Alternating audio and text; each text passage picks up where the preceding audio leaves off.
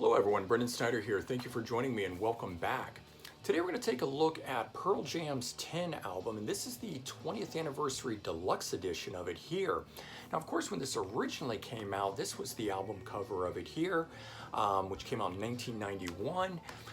But Pearl Jam was essentially formed out of the ashes of Mother Love Bone. And if you don't know Mother Love Bone, definitely check them out. They're completely worthy of it. They added this EP here called Shine, and then ultimately this full-length album here, Apple. Stone Gossard and Jeff Ament were part of Mother Love Bone.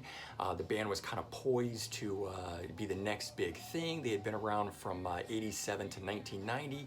And unfortunately, just before the release of their debut album, their lead singer, Andrew Wood, overdosed on heroin and passed away, essentially killing everything in its tracks before it could even begin. Now, following that, Stone Gossard and Jeff Ament were pretty devastated by it, as you can imagine.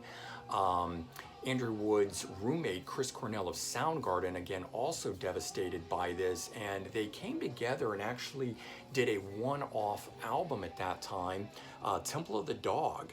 And the unknown, singer Eddie Vedder at the time, who was to be Pearl Jam's new vocalist, actually guests on here as well. But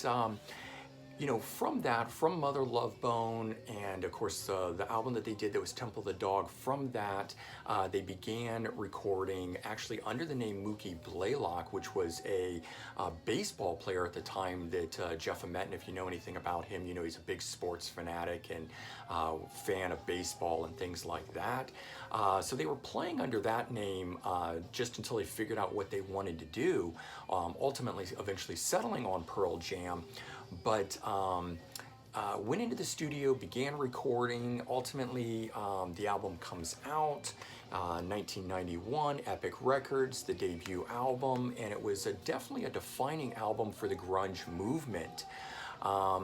Mike McCready's been interviewed about this and has stated that he felt that the album was essentially a Stone and Jeff album, that he was just along for the ride along with Eddie Vedder. Now, I'm gonna let him say that. I don't know. I certainly hear a lot of Mike McCready all over this record, but he felt that it was a Jeff and Stone, or at least their direction of this thing, that was really taking them on the ride that ultimately became 10. And I think those are big words to say about it, because it's an incredible album. The name 10 is actually taken from Mookie Blaylock's jersey number. So they actually, interesting the way they carried that over from the name they were using just as a sort of fictitious thing to get started, and then it actually became the name of the album at that point. Now, there's 11 tracks on the album, and they dealt with things like suicide, murder, loneliness, and depression. And ultimately, the sound of the album combined classic rock and soaring vocals and sort of the anthemic style sound that you would expect from something like that. And when the album came out in 1991, it wasn't an immediate success or a big hit. It wasn't until late 1992 that the album actually started to take off, climbing the Billboard charts and reaching #2.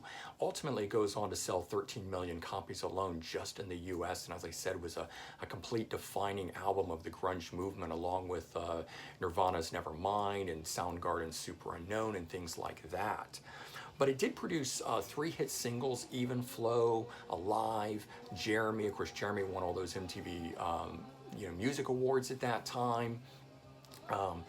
And then this one here, now 20 years later, they put this package together, and it has this redesigned packaging on it, as I mentioned. There's the original album cover, and you can see this one has all of the members reaching up there, as this one here just has the hands on it. Of course, this one here has the booklet unfolds into a poster, and you get that full thing, whereas here they actually incorporated it into the full album. There's 6 bonus tracks on this. It has the song Brother, Just a Girl, Breathe and Scream, State of Love and Trust, 2,000 Mile Blues, and Evil Little Goat as the 6 bonus tracks on here. It's got the remastered album, but it's also got a remix of the album on here, and that's what intrigued me. I always love hearing something, sort of the alternate version of something, and this was a remix that the band insisted upon. Brendan O'Brien, their producer, really wasn't interested in redoing it. He loved the original mix, as did the band, but they were curious what it would sound like if it was deconstructed and redone modernly. And so that was the approach that Brendan O'Brien took for this. And he wanted to do it or do a fresh take on it and give it a more direct sound. And I think he definitely achieved that. For me, it feels much livelier and more punchy, and not quite as muddied or muddled as the original mix of it. Of course, that's the one everybody knows, and that's the classic album, the one that has sold 13 million, copies and everything. But I do like this new mix on it, and for me, songs like Even Flow really just jump out of the speaker. They're just pop now, and so much more lively than the original mix of these things. It's almost like hearing the album for the first time on it. I really, really do like it. But so here's the version of this, and as you can see, it's in a like slip box style case or book with like a cover to it, and it just slides out like this. And we'll slide that out, and you can see that the cover is still the same on the book, and there's the back side of it. And then when you open it up here, you have the first disc, the original version of the album, just the remaster of it there. And then it's got this really great booklet in here with a lot of great photos and stuff. And you know Jeff Emmett, he's always taking pictures with his camera and doing the Polaroids and stuff like that back in the day. And all that stuff is in here with a lot of great live shots and things.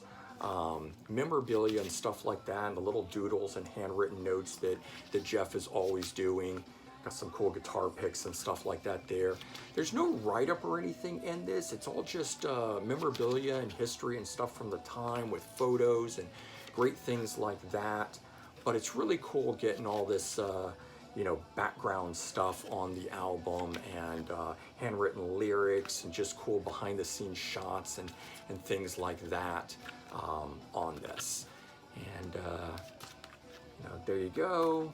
And of course, there's the rest of that, and then the remix of the album being here in the center of this. They're in these individual sleeves, and then the MTV Unplugged and the back of this thing.